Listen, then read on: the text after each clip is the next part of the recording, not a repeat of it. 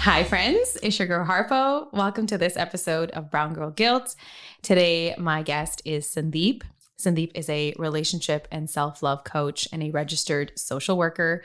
She mentors women from feeling stuck and disconnected to empowered and self-aware. Sandeep supports women on their dating and relationship journeys that allows them to receive healthy love by repatterning their relationship blueprint. Hi, Sandeep. Hi. Welcome to the Brown Girl Guilt podcast. Thank you. I'm so excited. I'm really excited too. And I often I've obviously, when I'm hosting, I host things that are intentional, that are important to me. But I have been itching to do this episode for months. Like ever since you and I started, it took so much patience to get to here. I know. Because I was like, I immediately wanted to record, but I also knew that we had to like do the work to get to here. Yeah. And we're here. And we're here. We are here. We're here. It's been quite the journey, hasn't it? Yeah, I can't wait to get into it. So I always like to start off with like an anchor and like a little bit of context so people know what my relationship to you is. I want them to trust that I have done the work to get to know you so that I can bring you to them. So I've known you for a very long time. I have been following you on social media for years. I think probably since, I want to say 2017 or 2018. So I've known you for a while in the community. I used to come to events you would host. I would follow along in your journey, whether you were in Bali or you were in Vancouver. I used to follow along. And it wasn't until very recently, so we're recording this in October 2024, that in the spring of 2024, I started to notice that you were coaching women, like I said in your bio, on dating and relationships and like repatterning their relationship with love.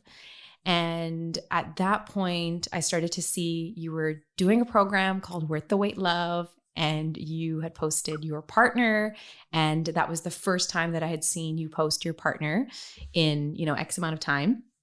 And for context, those of you who are Brown Girl Guilt listeners, like to the core, will know that I did an episode called Harpo Didi's Dating Sabbatical.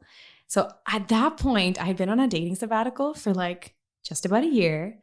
I was like, I'm going to take some time off. I'm going to go and like really work on my two relationships. And so I had done the sabbatical and then dated somebody and it didn't work out. And I entered that dating time in my life thinking like, I'm like, this is going to be so different. It's going to be so much better. And then it wasn't. I dated somebody again after a sabbatical and it was the same thing again. And that's when I really started to pay attention to the content you were posting and the offerings that you had. And I was like, okay, I gotta hit her up. I had resistance for many months. I was like, no, I don't need that. I don't need that. I had my own sabbatical. I have my own journey. I know things. I'm working on them. I go to therapy. And then one day I just gave in. I sent you a DM voice note and I was like, Didi, please help me. And that's how we got here. Yeah. And now that we are on the end of that journey, I'm so excited to just talk with you about how it's been for you.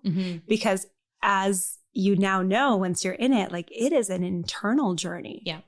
Absolutely. And it can be really uncomfortable because you have to meet yourself in so many ways that maybe you haven't before, which is why there's so much resistance. We think that dating should just come easy to us. And I think that the resistance is because I shouldn't have to receive support for this. Yeah. Yeah. So true. Like it's like it's sort of like, okay, if I need help with this, if I need support, there must be something inherently wrong with me, which will just confirm why it hasn't been working. Right? That's what it is. So there are so many wonderful, beautiful, intelligent, educated, self-loving, self-aware, like genuine, kind, successful, financially independent brown women in my life who are very single. And I'm one of them. And that's why I work with you. That's why I did the Worth the Wait Love program. And I haven't said that explicitly to anybody on social media or in the community. People in my life know, my friends know, my family knows, but I have not told anybody explicitly because I was saving it for this episode. But I went through the Worth the Wait Love program with Sandeep, and Sandeep is my dating coach. So that's the relationship we have. Yeah. And I was one of them too. Yeah. And, you have to work through a layer of shame to be open to actually receiving the support first. And I think that there are so many layers as to why there are so many women who are single, who are struggling in dating, who are also very successful. Yeah.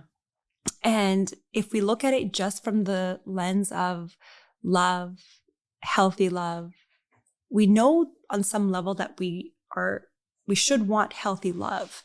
But how many of us actually know what that looks like and what that actually means? Very few of us. Right? Yeah.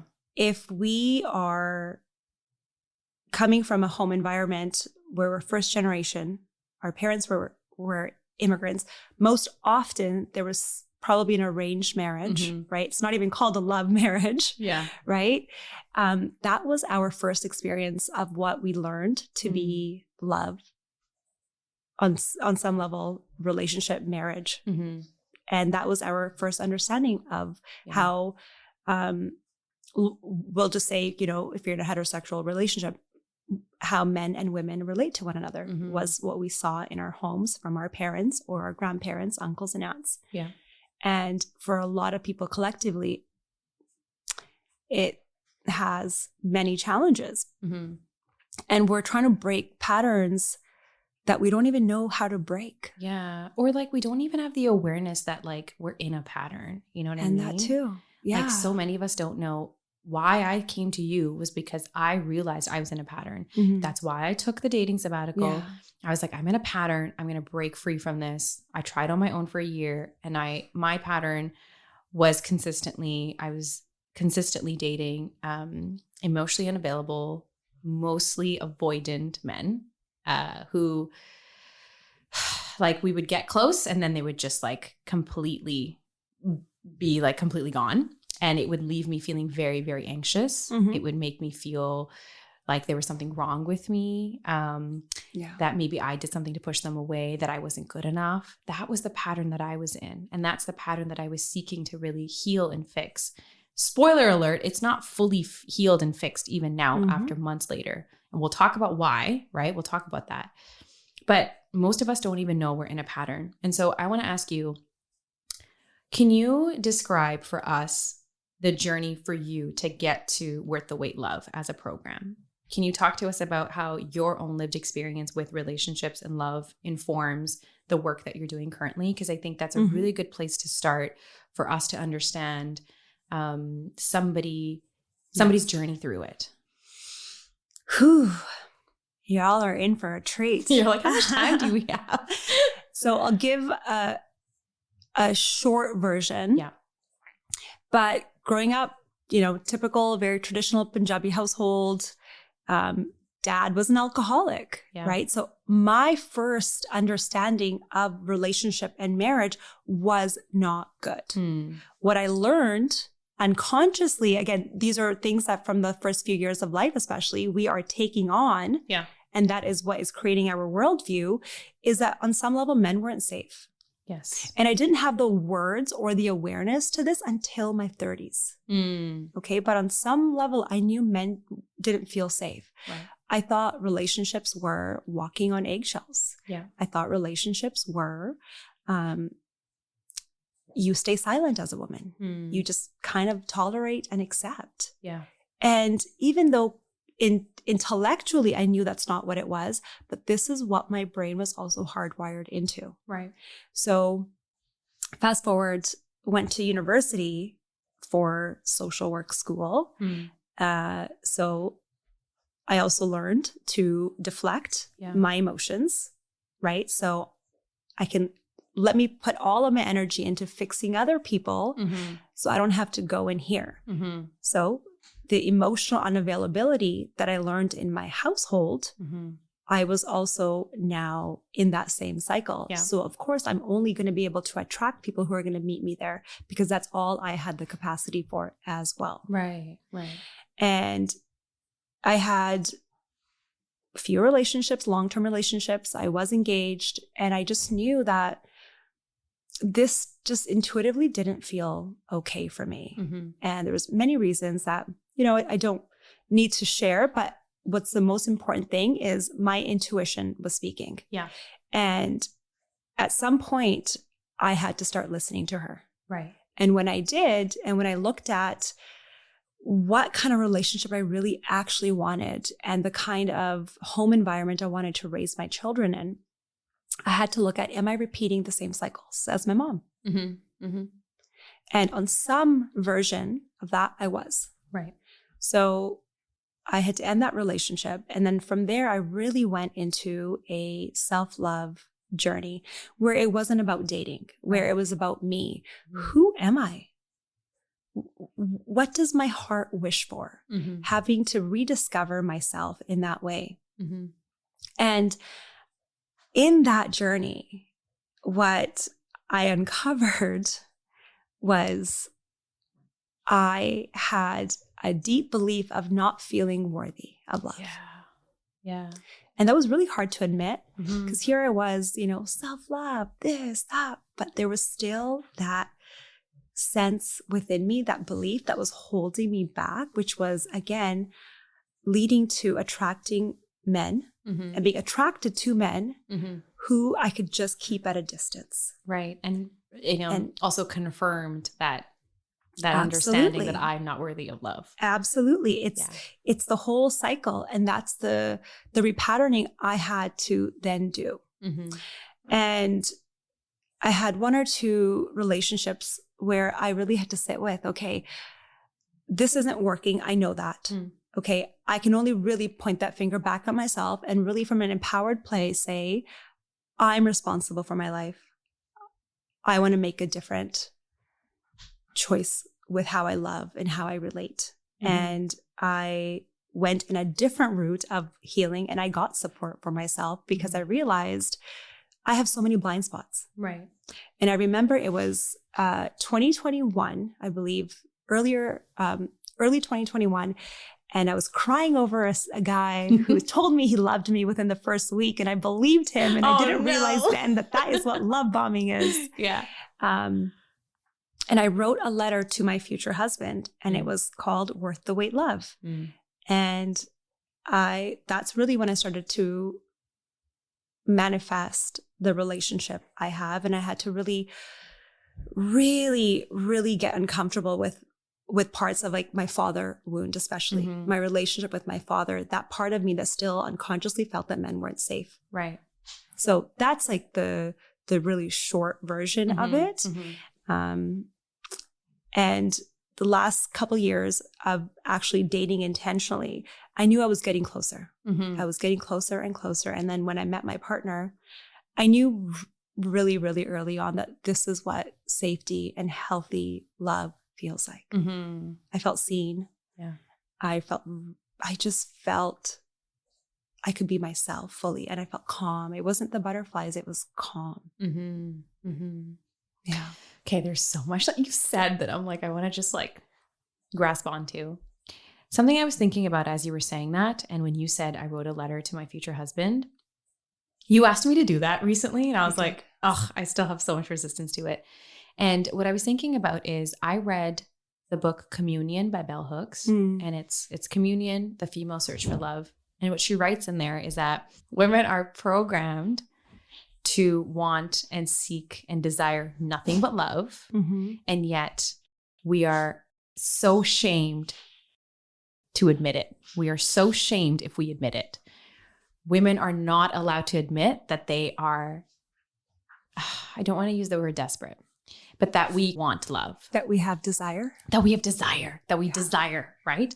We are so denied it. And yet everything in our world forces us as women to seek that out, whether it's the Bollywood movies we watch, the Disney movies we watch, the songs we listen to. Everything that we consume as women tells us that we are incomplete without a partner.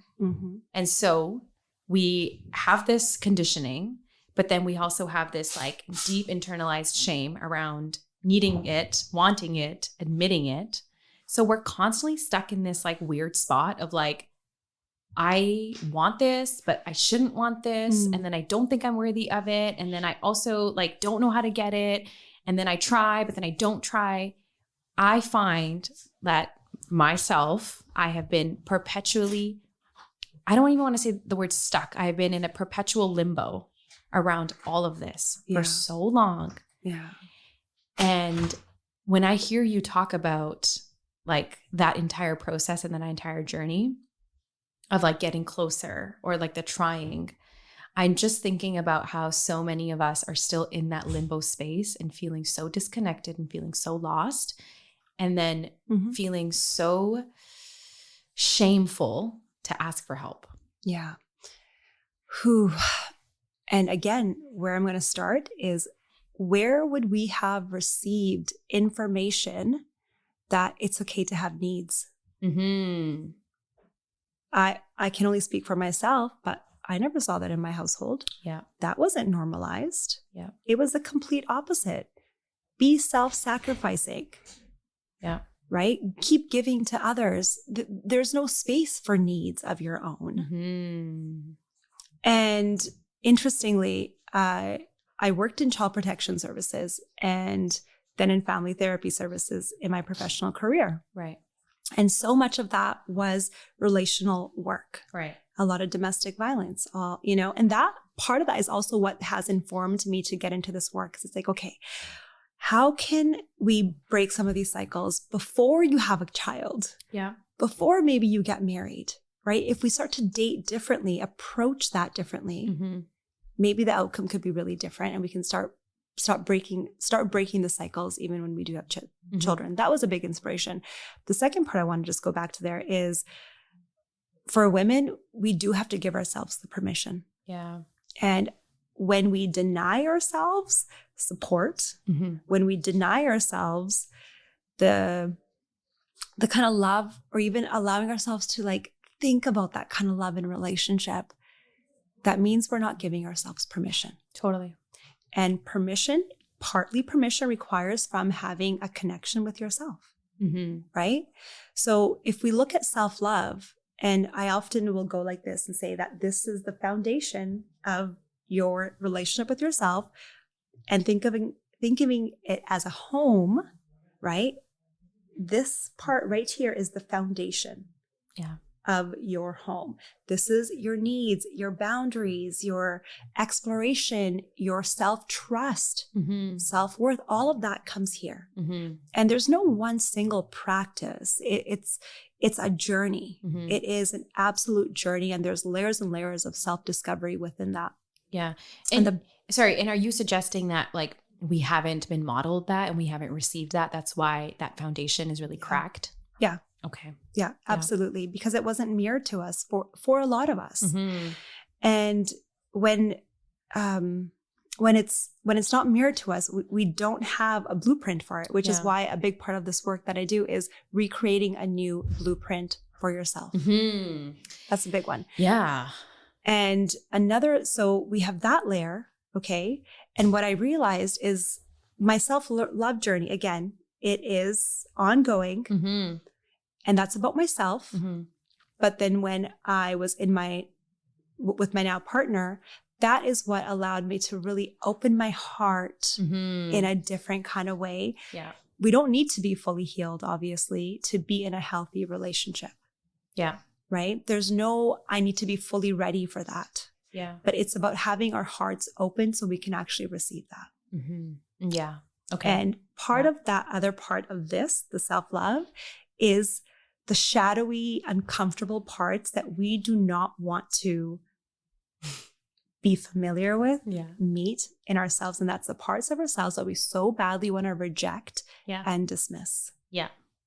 100%. And that's a lot of the work I do. We got to go there. You got to meet yourself at those edges. And by doing that, we really also expand our emotional capacity and vulnerability.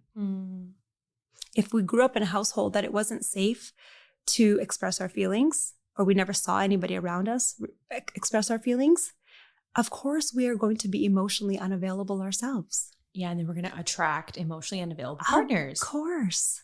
So when we start to do the inner work and we build that, and I always say capacity to be more emotionally available to ourselves, we will now attract a partner on that level. With that said, you will either be a repellent or a magnet for that. Yeah. People don't like to hear that. People don't want to hear that you have to be self-loving to be in a loving relationship. I don't have it now, but I saw a quote once and it was like, it's not like you have to love yourself to get a loving person. That's not what it means when people say like, if you don't love yourself, you're not going to have someone that loves you. But it's sort of like the behavior that you're willing to accept within yourself or not accept in yourself is the kind of partner that you will attract. So like, I used to hate when it was like, just love yourself more and then you'll find the partner. And I was like, I'm fucking trying, bitch. Like I'm fucking trying. And it's sort of like at some point you're like, okay, how much of myself do I have to keep fixing to bring a partner in? And I used that sentence on purpose. I used it on purpose because we think we are projects that we have to fix. And when we're fixed and we're healed and we're in a different place or we're in a better place, maybe if we're more thin, maybe if we're more successful, maybe if I'm more beautiful, maybe if I'm just going to say it, like maybe if I do like, I don't know, maybe I get more fillers or I get more Botox or I do this or I do that, maybe, all these things. It's like the needle for when you're going to be ready and fixed just keeps getting pushed and pushed and pushed.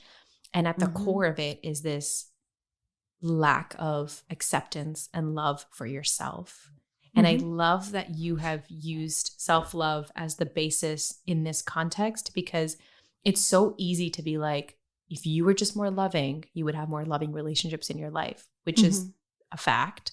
But the way that you've positioned it now, I think is really important because when you were describing something earlier, you said something about pointing the finger back at yourself, but with, what's the word you use now? I can't remember. It's really empowering. Yes, from an empowering really place. Not because there's, again, things you have to fix. Yeah. Right? And because you worked with me, you know what I mean by that. Yeah. That it's about, again, that capacity to love all those parts of yourself, even the parts you want to fix so bad. What if I just get curious and I give that part of me compassion? Yeah. It's okay. And a lot of that comes from that inner child. Yeah.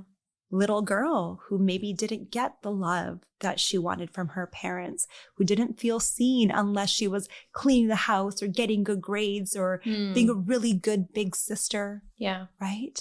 Because if you think about like what I said in the intro, it's like, I'll use myself as an example. I used this with you in a session. I said this to you. I said, Sandeep, I am successful in every area of my life except romantic relationships. I was in a relationship once maybe, and it was like 4 months and I barely count it. But I've been in so many situationships that I don't have fingers to count it. I said, I am so successful in every other area of my life. I'm Harpo Didi. I'm executive director. I'm host of Brown Girl Guild. I'm this board member. I'm that. I'm this. I'm these. Everywhere I go, I get recognized. And yet I fail miserably when it comes to romantic relationships. And I was like, I just don't get it. I said, I can surrender in every other area in my life. I can let go and trust and I'm just like a booming magnet everywhere else in my life except romantic relationships. I was like, why is that? The answer that you gave me blew my mind. Can you share it now? I can't remember exactly what I said then. But what would you say to me if I was saying that to you now? But okay, so there's very little control we have as young brown girls in our lives. Okay. So when we grow up, we become successful, high achievers, because that's something we can control. It's tangible, right? We also receive praise. Yeah. But when it comes to a relationship, that is with another person, a romantic relationship, that requires interdependence and it requires surrender where you do not have control. Yeah. And it is so hard to give up control when that is the only real defense mechanism we have that brings us safety in our household or in our homes, which is ourselves. And it's bringing tears to your eyes. I'm noticing, and I'm really curious. Yeah. I've never, I haven't gotten emotional with any other guest in this particular season. And the reason I'm getting emotional is because that surrender part and that control part is very difficult, right? I'm 28 soon. For 25 years, 24 years. That is how I have been alive. The control, the independence is how I have stayed alive. Yeah. Quite literally, because it's your survival mode, right? Absolutely. And then when you get to a place where you're like, actually, that's not how I'm going to receive love, it feels like such a scam. It's such a scam. Yeah. Yeah. And we have been fed the Miss Independent modeling through society. Maybe not in our homes, but then everywhere else. That's what feminism is. You don't need a man. You don't need this. But the truth is, we are human beings. We are designed for connection, period. That is how we thrive. So if you want to get out of survival and get into thriving, that requires softening. And part of that softening requires vulnerability. Kyle just brought me a Kleenex box. Thanks, Kyle. Yeah, part of that requires vulnerability. And the surrendering is, I might get hurt. Yeah. And who wants to get hurt? Nobody does. Because that is unconsciously or subconsciously part of, oh my God, now I failed. Yeah. And that goes against the high achieving, successful, all the things I can do. Yeah. Yeah. And that all of that requires us to change so fundamentally, not fix. I don't want to use that word, right? Yeah. But it requires a surrendering. It requires a softening. Many of us have abandoned our feminine, moved into a very masculine space. And when a masculine energy tries to go out and seek love from that place of like, I want to be taken care of. I want this. I want that. I want a man who provides, like all that stuff that you and I hate. But it's like we've divorced ourselves from our femininity so much because we had to be in our masculine to get to here. Now we get into an energy exchange where, there's just like you're trying to seek a masculine presence, but you're in your masculine. It means that we have to start to give ourselves permission, yes, to become something different, to come back to our innate nature. But the awareness piece also, that's also why we're doing this podcast episode. Many of us don't even have the awareness that all of this is happening behind the scenes under the iceberg. Yep. Right. All of this is not in your conscious mind. No. Period. Some of these things might be, some of these things you might have some awareness to. But again, the ego, which isn't a bad thing, it's just there to try to protect you and keep you in your current equilibrium, which isn't helpful at that moment though, right? But it is just trying to keep you in what it knows to be its normal state. Yeah. And if that is survival, if that is in your victimhood, then it wants to keep you there. So that resistance is going to be the domino effect. Yeah. And you get to choose. And this is where we really have to remember we do have autonomy. And even again, myself, I had a lot of tools. I'm in the field myself, but because I'm in the field, I also recognized there was blind spots that I needed support on. And it was the best decision I ever made. Yeah. Yeah. I did not realize the belief of men not being safe, how it had completely impacted my life. Yeah. And why there were certain partners I had chosen who were reaffirming that same belief, especially when it came to my emotional safety. So for me to intellectually know that walking on eggshells or not being comfortable to speak my mind isn't normal, like that's not healthy. Okay, I know that intellectually, but what does it actually feel like? Yes. And a lot of, the work I like to start doing is, I call it thawing out. Yeah. Right? Part of getting out of that survival with our nervous system is to be with it. Begin with safety within the body. and allow yourself to just orient back into the body. Yeah. And part of our emotional intelligence and vulnerability starts there within yourself. What am I noticing? How does the sensation feel in my body? So when you do go out on dates, you have that practice that when somebody doesn't feel safe for you, or somebody does feel really calming and safe for you, your body is telling you and you are listening to it. Yeah. So we're building that connection. Yeah. That's a big one. It's our good old friend, cool girl syndrome that we are mostly living in. Cool girl syndrome is denying your own needs. Completely. Having no needs at all. I'm good.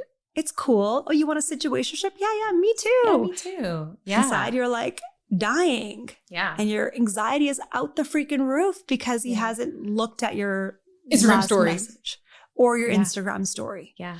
Right? Yeah. You know, okay, I think this is a great place for me to actually tell everybody who's listening, like what my process is, right?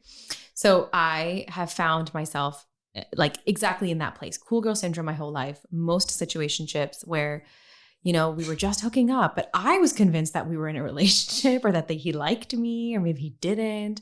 And I have been majorly ghosted after. And then just being in this like, oh, like, has he liked my story? Has he seen my Instagram story? Has he sent me a DM? Has he sent me a message? Oh, I'm going to get into bed and just put my phone like right there just in case he calls me. And every single time it not happening, it not coming into fruition.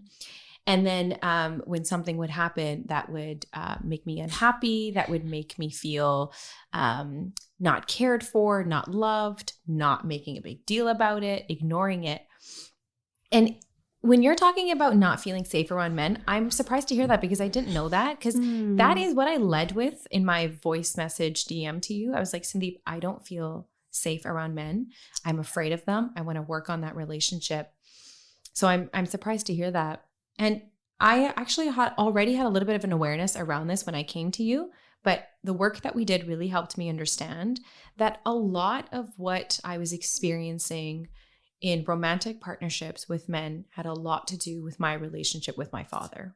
Like, it's the exact same thing over and over again. Do you want to share a little bit about that? Yeah. I'll let you lead that. Yeah. So I grew up with a father that was very present for the first I've actually been talking to him a lot about this. So he says that he was around for the first year to 2 years. Then he had to go drive a long haul truck. When he went to go drive a long haul truck, I used to actually sleep on my dad's stomach every night. So I went from that to not seeing him for days, weeks, and then just completely having that like regulation completely taken away from me. And when he went away, my child brain convinced herself that there was something wrong with me, that I wasn't good enough, that I did something, and that's why he's left. And so I would constantly be in this waiting, this like energy of waiting. Okay, when's he going to come? When's he going to come? When's he going to come? Right? Is he going to come? Now it's like, when's he going to come? When, you know? When's he going to like my story? When's he going to view my story? So this constant waiting energy, not knowing if he was going to come today, tomorrow, next week, and just being so distraught every time he wouldn't. Every time he wouldn't come, I would be so distraught. And then it's like, okay, I don't like feeling this way. I'm going to put up defense mechanisms. I'm going to deny that I'm even missing him. I'm going to deny that I even care, you know, going into anger, going into resistance, going into avoidance, becoming so completely shut off from my own emotions, becoming emotionally unavailable myself. And then inevitably him coming and just ignoring all of it. Like, oh, he's arrived now. Everything is perfect. Everything is great. Oh, he's here. Basking in it, not expressing how all of that was for me. And then again, he'd leave, right? So this became my pattern. And then eventually when my father stopped driving long haul truck and was constant, he was now running a business. So he was not physically present in the same way again. And like many immigrant fathers, my dad just didn't know how to talk about his feelings. He didn't know how to have a dialogue with his child. So we didn't talk about feelings. We didn't talk about, I love you. We didn't talk about anything beyond anything, right? But I just constantly wanted to be seen by him. I wanted to be loved by him. I wanted his attention. Yeah. So that same dynamic became replicated again and again with romantic partners in my life, because that was the only way that I knew how to relate to men, because he was the only man, like the primary man in my life.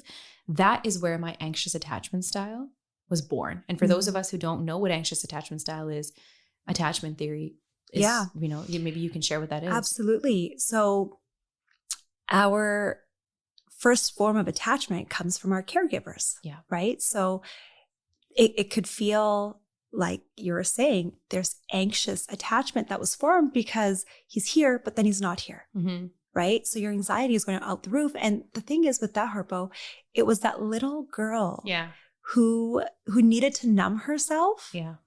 So it wouldn't hurt so much. So that was her survival. Mm-hmm. Right. Mm-hmm. And this is where the inner child reparenting is so, so important, because you've got to give that girl so much love and just say, it's okay. You're safe. He's coming home, but allowing yourself to actually feel those feelings of my dad's gone again. Mm-hmm. Mm-hmm. Right. Yeah. And for me, I had more, I had anxious attachment. So it was definitely the mix of anxious and avoidant attachment, but very similar in the sense of the repression and it wasn't safe to feel my feelings or have feelings, right? So I shut them off. Right. And that was also part of survival, period. Mm-hmm. And it's not that we don't, as adults, want closeness or want the relationship. We just don't have the tools to inform how that looks now for us. Yeah. And I was sharing this, I think we've talked about this, that I love attachment theory. I love all these tools, because that's what they are, that inform us. But more than that, it is a tool for how to communicate better versus the label, but focus on the behavior of it instead. Yeah. Yeah. Yeah. What would you say to... Most of us have a tendency to put the blame. Okay, so this is for let's just say like the episode is being listened to by predominantly women. You and I are women. Most women are blaming the men, and they're blaming the dating culture and the dating scene at the moment. It's like, okay, no, like the dating scene is just messed up right now. Like, no, like there's nothing on Hinge at the moment. Like, no, like it's just like the times right now. Like dating is just like really messed up right now. The scene is just like, there's nothing good out there. There's also this like constant feedback loop of like content on the internet, like that's constantly reaffirming this again and again. Can you speak about that? Like, is this true? Like, why are we blaming the dating scene, the pool of men? Like, why are we doing that instead? Again, keeping in context, like women are listening to this. I'm talking mostly from a heteronormative perspective. Because it is the first reaction we have is to deflect and want to put the blame, right? That's the first point. And it's easier to go externally than go internally. And we all have limiting beliefs, right? And that limiting belief is going to reinforce that scarcity mindset that you are already in. Yeah. And again, the awareness to it is the first step. And then it's reframing it. If you are somebody who has a lot of ambivalence to dating because you're still not in a place to give yourself permission to say, I wholeheartedly want a relationship like this. I know it's coming for me. Yeah, it's going to be easier for you to fall into, there's no men on the dating apps, men are all shit, blah, blah, blah, blah, blah, because that just reinforms that same loop, right? Yeah. And the reality is, dating is changing. Right. There is a reason why there's more people who are single. Yeah. That's also a fact, right? And we're using dating apps more than meeting people in person and other things like that. So that all is part of this new shift in dating. And I also have, and I will totally own this, like I have been humbled in this work that I've been doing with all my clients, because there's moments I'm like, oh, damn, I didn't realize I'm still holding on to that limiting belief around men or this or that. Yeah. Right. So firstly, giving yourself compassion around that I think is really, really important. Yeah. And then I think the other part of it is the honoring that there are really good men. Yeah. Period. Maybe we're overlooking them. Maybe there are some men who just aren't right for you. Yeah. Right? And also, so dating is hard. And also, I know that there's a beautiful person who loves me for me that I get to be so safe around, also there for me. Mm-hmm. And I really think it's okay to like hold the two, mm-hmm. right? And allow the spaciousness mm-hmm. to feel into what it feels like to live from that space of love and permission mm-hmm. and abundance. Mm-hmm. We are so quick for instant gratification. Yeah, 100%. So when we look at social media, this, that, it's like we want the quick dopamine hit. Right. But this requires patience. Mm-hmm.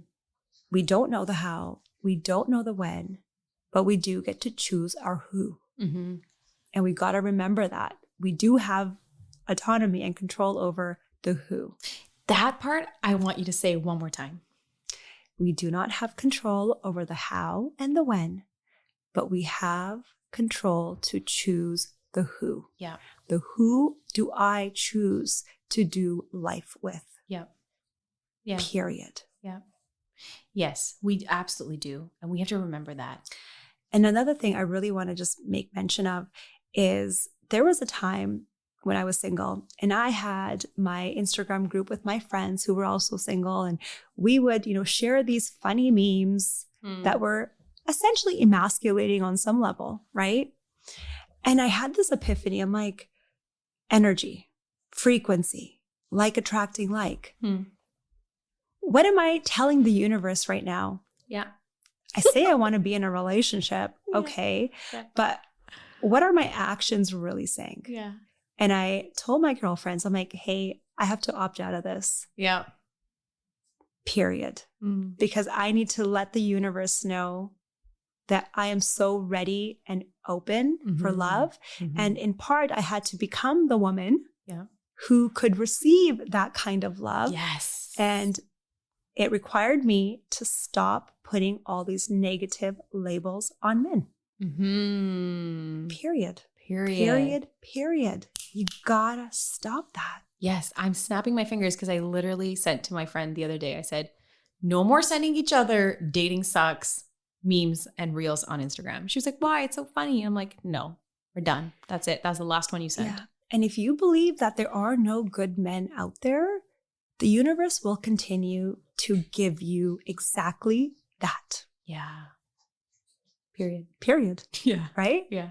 Yeah. And those are some of the things I had to really start to rewire my brain around. And I did date, even before my partner, I did date some really good men. Yeah. They just weren't in alignment for me because so my relationship goals, my intentions for what I'm looking for, I had to become really clear on that. And again, there was no space for ambivalence. Yeah. Like, this is what I truly desire. I'm going to give myself permission to fully own that. And in doing so, now I get to become the woman who receives a man like that. Yeah. That was the journey. Yeah. And that meant saying no to what I knew was not that. And sometimes that's hard, It is. We want that dopamine hit. I get it. Yeah. Yeah. We want that attachment. We want that connection. Yeah.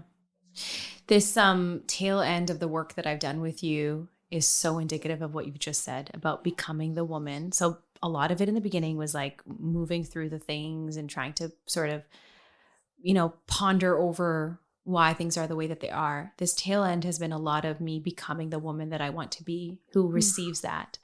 Because during our time together, I met somebody that I was like, oh my God, this person is so adorable, cute. Like, I'm interested in them. I have a crush on them. And immediately my anxious attachment style was activated, where I was just feeling not really good enough, thinking that how could this possibly happen for me? Why would this happen for me? Waiting for the other shoe to drop. And in all of this, I had so much awareness around how I was just being that 3-year-old girl again, right? And so I was able to really, like, if I look at relationships in the past as a Venn diagram, this current engagement was me taking the Venn diagram and like pulling it apart and being like, there's this reality here and there's this reality here. Let's look at all of this without any overlap first. It was a lot of, okay, This is my subconscious programming and conditioning. This is how I actually feel. How I actually feel is I don't know them enough. I don't know if I like them, let alone if they like me. But I'm in this like really exploratory, fun space. And then on the other side is my, oh my God, I want to be loved. I want to be seen. It's just my dad again. There was that. You really helped me separate those two. And I was able to look at those different parts, and I was able to love that part of me that I wanted to hate so bad. That shadowy, gunky thing that you were describing in the beginning of the episode. I was able to love her with so much love, with so much grace, with so much understanding. So much so that my friends are like, how are you changing day to day right now? Like, how is it that one day you're feeling this way, but the next day you're chill about it? I said, because I keep teetering between those two circles, because I'm just moving through them and witnessing them. Yeah. And in all of this, what I decided to do was to keep my heart open, because I knew that shutting my heart down to love is not what I wanted. Keeping my heart open is what I did want. I have such a newfound love and appreciation and warmth and acceptance for that 3-year-old girl right now. She is so relaxed. She is so chill. My heart is so open. She's so open. Yeah. I am truly right now in this moment, the woman that wants that love. And it's on its way. It's on its way. It's on its way. Yeah. And just trusting and having faith in that. We all get to have a beautiful, healthy love, but we all get to individually redefine what healthy love means to us. It is not the checklist. It is not how much money somebody has in their bank account. Yeah. It's how safe you feel around somebody. Yes. Can you be yourself? Can you express yourself? That is so, so important. Yeah. And I really hope that anybody who's listening takes a moment to really check in with themselves. If you're in a relationship, do I have that? Yeah. Do I have a partnership where I feel safe to express what's going on? Or am I worried that I'm going to rock the boat and that's going to create conflict? It's not about settling in the way that we might think about settling. He's not tall enough, or he doesn't have this, Again, we focus on the superficial, because if that's the depth of our emotional availability, that's where we're going to go. Right. But when we start to do the inner work, it expands. We have more capacity for that. We have more compassion for that.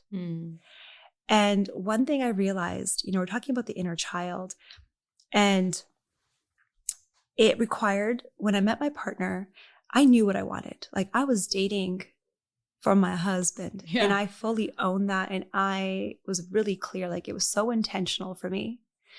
And I think it was our 3rd date. And I told him where I was at.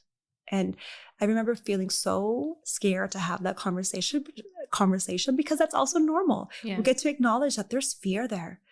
There's discomfort. I'm scared that he might not want the same thing, and that could be the end of us. And I don't really want it to be the end, but I also know I got to trust myself and trust that my husband is here.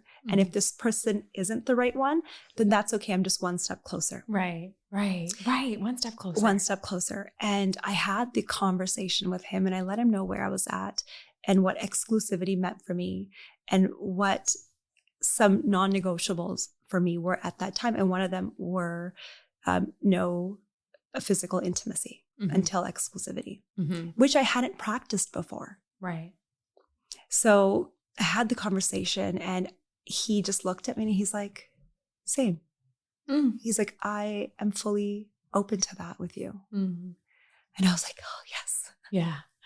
And how did that feel for you to like do that for yourself? I was sitting there and my hands were like this, and I was like, oh my God, girl. Yeah. But it's so interesting because I was watching him watch me, right? And I could just see so much compassion in his eyes for me. And it was like softening, because men want to also feel us. Right? Yeah, I learned that from you. Men want to feel you, the messiness, all of it. That is so real and genuine and authentic.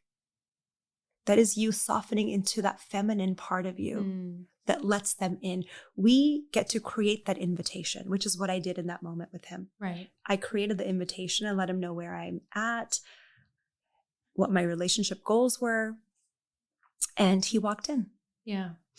And within, I would say maybe within a month of us, going exclusive, my inner child was so activated, so triggered. And I think it's so important we talk about this because I don't want anybody who's listening to think, oh yeah, like, it's easy peasy after that. Yeah. It's like this. And that little girl inside of me needed so much reassurance from myself that it was safe because I had never been loved so well.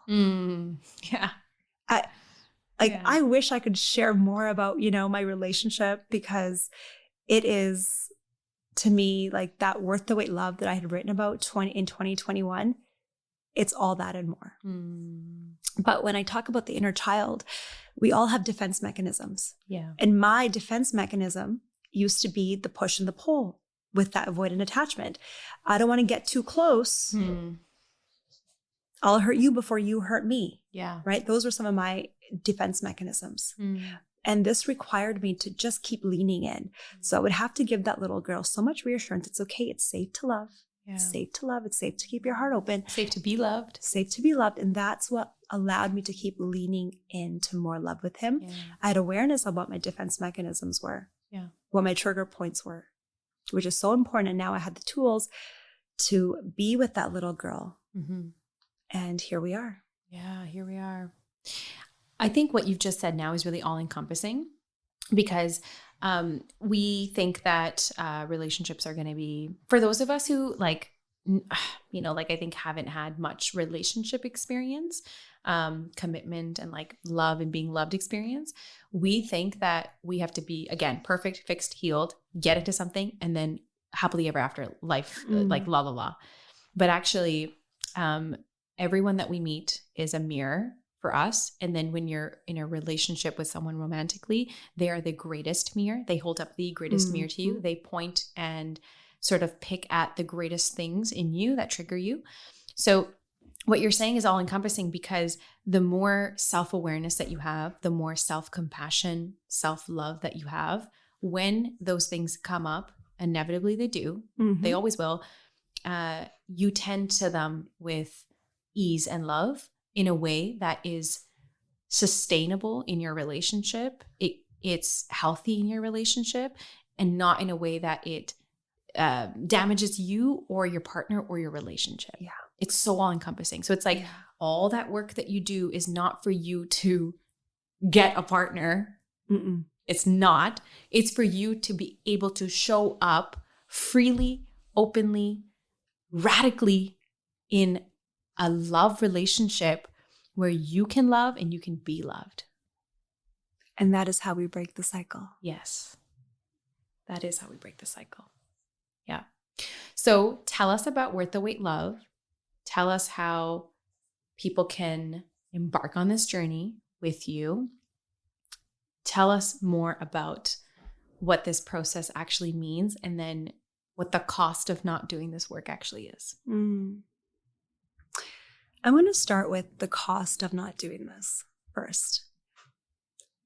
I think we can look around us. And if you can look around the relationships in your life and say, oh, I want that kind of relationship. A lot of us can't do that. So the cost of not doing the inner work is recreating the exact same type of relationship patterns that you already have been. The cost of not doing the inner work is continuing to suppress your needs, your voice, settling.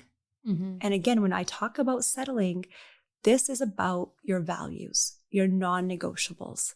Love is meant to expand you, not contract you, not make you small, not put you in fear. We get to have that as brown women. We get to give ourselves permission to have that. We are the first generation collectively that is dating, marrying for love, not for an arrangement. Yeah. And that, again, there's no blueprint for that. We are creating it. And I think of that as the most empowering, coolest thing. Mm-hmm. Mm-hmm. And so with Worth the Wait Love, it's been a labor of love. Absolutely. And for every one of my clients, it does look a little different, I will say. But overall, it is a repatterning of your relationship to yourself to help you expand, to actually become the woman who can receive that kind of love. That's like the gist of it. Inside of it, as you know, it is somatic work. Right. We do a lot of, just relaxing into the body so you feel safe to even like own what you actually desire. Totally.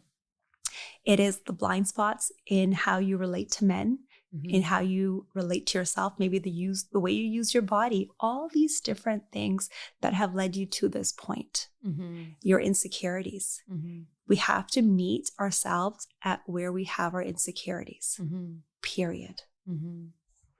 The relationships of how love was related to you growing up.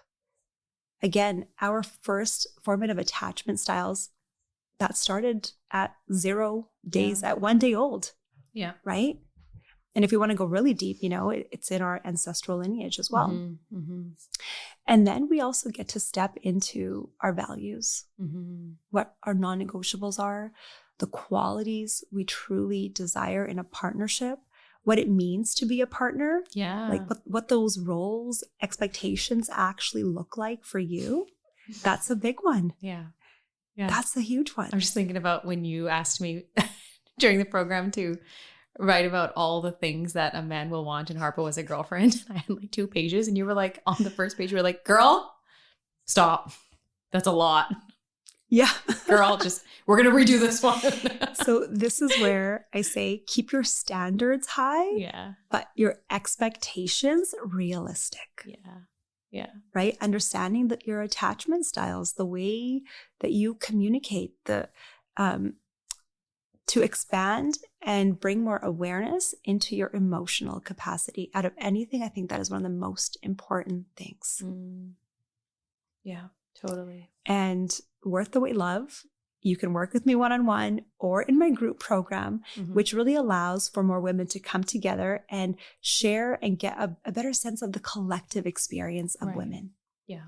And there's also dating strategies as well that are important, but to me, that's actually less important than this right here. Totally.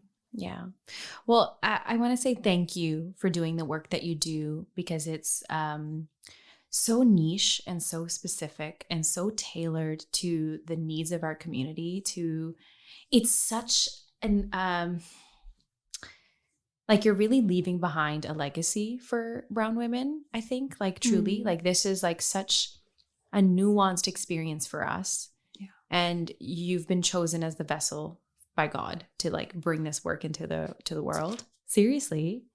Because like, where would we be if we didn't have all of this? Like thank you for being such an open vessel for this, for journeying through it, for like really remembering and staying anchored into the greater why for the work that you do. Working with you has been one of the greatest privileges of my life. Aww. I swear to God, Sandeep, I know I would have been fine. But fine is not good enough. Fine is not good enough. I want a larger than life, beautiful, expansive life. And being able to really do this hard work, I'm just so much closer to that, So I want to say thank you for what you've been able to do for yourself, because then that's what you've been able to do for the rest of us.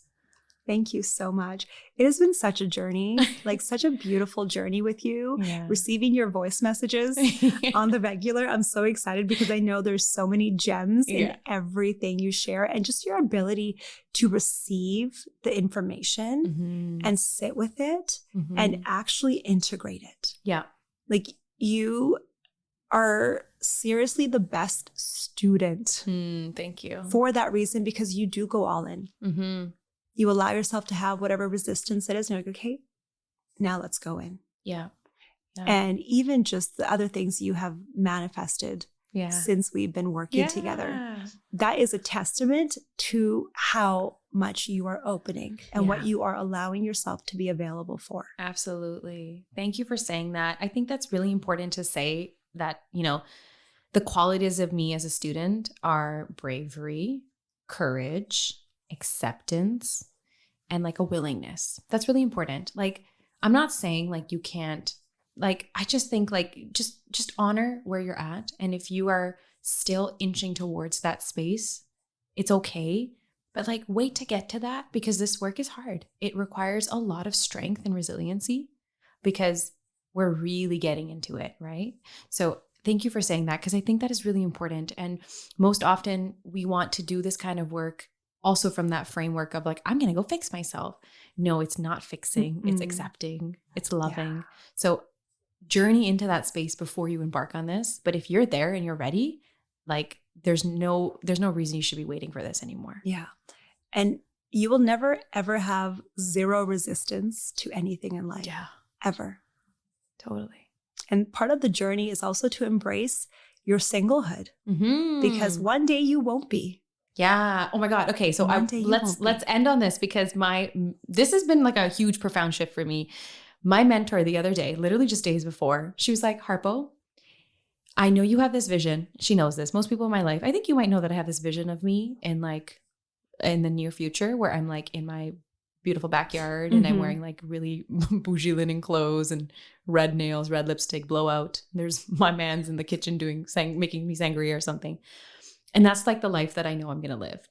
And she says, Harpo, you have to be the girl that you are right now in order for you to be that woman, because you will not get there if you do not move through all of this with openness and acceptance. So yeah, these like situationships, like all this stuff that you're moving through, be open to it, open your heart to it, go through it. Don't let it stick to you. Don't make it mean anything about you, but just move through it, go through it, feel it.